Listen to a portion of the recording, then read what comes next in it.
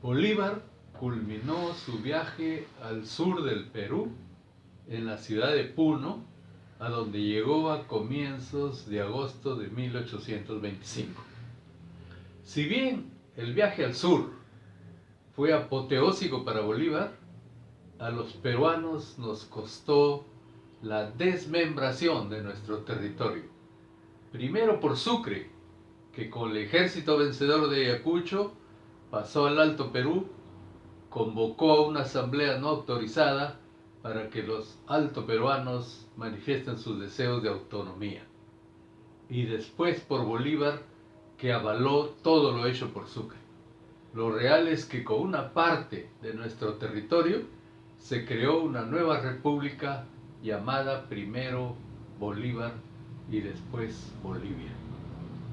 Bolívar siguió su viaje, conoció el lago Titicaca, cruzó el río Desaguadero y llegó al Alto Perú, donde se encontró con el mariscal Sucre el 7 de agosto de 1825, fecha en que ya se había consumado la creación de la República de Bolivia.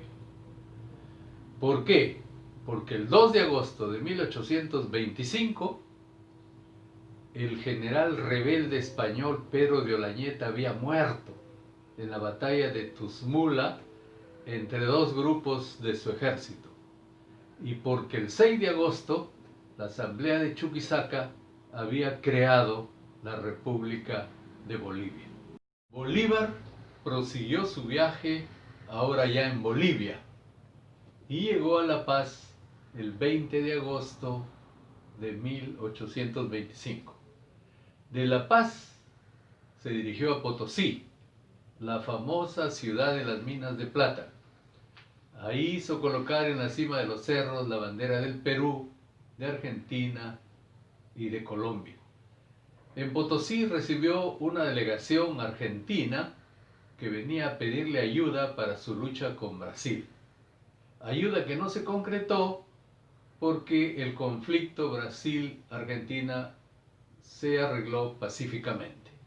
Y también porque en la cabeza de Bolívar había otro proyecto, que era la liberación de la isla de Cuba en poder de los españoles. Bolívar, antes de alejarse de Bolivia, dejó como presidente de la República al mariscal Sucre, y la asamblea le encargó a Bolívar la redacción de la Constitución de la nueva República. De ahí nace la famosa Constitución, después repudiada, la Constitución vitalicia.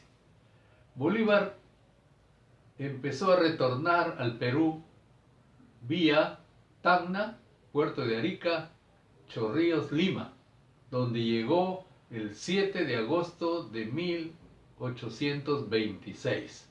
Ahí le informaron sobre la rendición de los castillos del Real Felipe. Bolívar, a pesar de los recibimientos triunfales, de los homenajes y de los regalos valiosos, siempre pensó que era un extranjero. A sus amigos en Colombia les escribía: esto no es Colombia y yo no soy peruano. Por lo tanto, siempre despertaré los celos y la desconfianza de los habitantes de este país. Sus enemigos, que ya tenía muchos en Lima para esa época, le apodaban el Sambo, mezcla de negro con cholo, probablemente por su tez morena tostada por el sol y por su cabello ensortijado. Bolívar, tan luego regresó del sur, tuvo la urgencia de viajar a Colombia. La unidad de los tres países que formaban la Gran Colombia, Ecuador, Colombia y Venezuela, estaba en peligro por los continuos enfrentamientos entre el general Santander, encargado de Colombia, y el general Páez, encargado de Venezuela. Problema difícil que solo Bolívar podía resolver. En previsión de su pronto retorno, Bolívar formó un consejo de gobierno, presidido por el general Santa Cruz, integrado por los señores Pando Larrea, y él se reservó la cartera de Marina y de Guerra. Los rumores fuertes de su próximo regreso provocaron manifestaciones populares y pronunciamientos institucionales. El 13 de agosto de 1826, los vecinos del barrio San Lázaro de Lima, con banda de músicos y cura a la cabeza, se dirigieron a Palacio de Gobierno a pedir a Bolívar que no regrese a Colombia. Un grupo de damas de la sociedad peruana también se acercó a Palacio a pedirle que no regrese a Colombia, y Bolívar les contestó con la galantería de siempre: cuando la beldad habla, no hay pecho que se resista. La Corte Suprema, la Universidad de San Marcos, la Municipalidad de Lima, el Cabildo Eclesiástico y los generales del ejército hicieron pronunciamientos en el mismo sentido. Y cuando se apareció otro grupo de damas ante Bolívar para pedirle lo mismo, él les contestó: yo me lanzaré a los campos de batalla a defender el suelo que pisan los pies de las diosas peruanas. El 1 de septiembre de 1826, tercer aniversario de la llegada de Bolívar a Lima, se adornó la Alameda de los Descalzos y las calles que conducían a Palacio de Gobierno. Se colocó mesas largas en la avenida Mancaes con alimentos para todo el pueblo. Ahí se realizó un gran almuerzo. Por la noche, en el baile que ofreció la municipalidad, Bolívar asistió, pero se retiró secretamente, se dirigió al Callao, se embarcó en el bergantín El Congreso y se hizo a la vela el 4 de septiembre de 1826. Bolívar se alejó para siempre de Lima y del Perú, dejando tras de sí la independencia total y definitiva del Perú, pero también la pérdida del Alto Perú convertido en la actual Bolivia.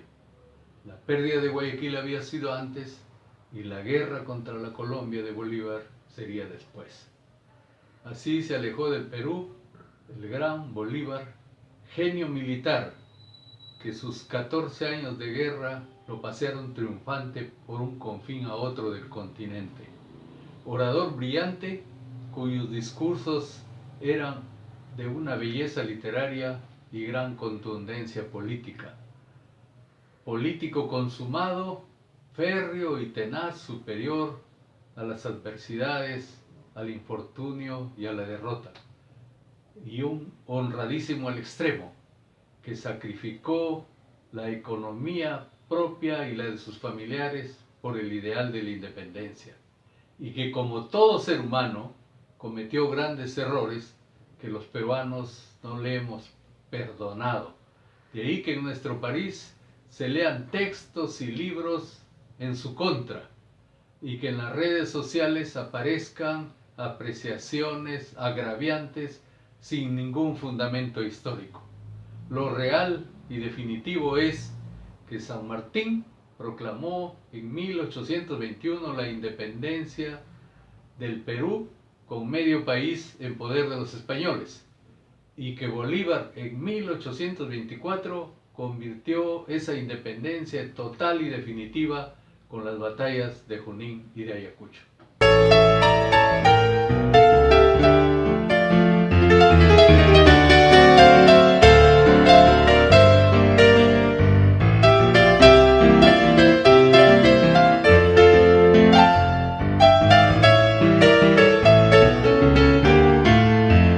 Que he cogido del jardín, las hice un buquet para mi amor.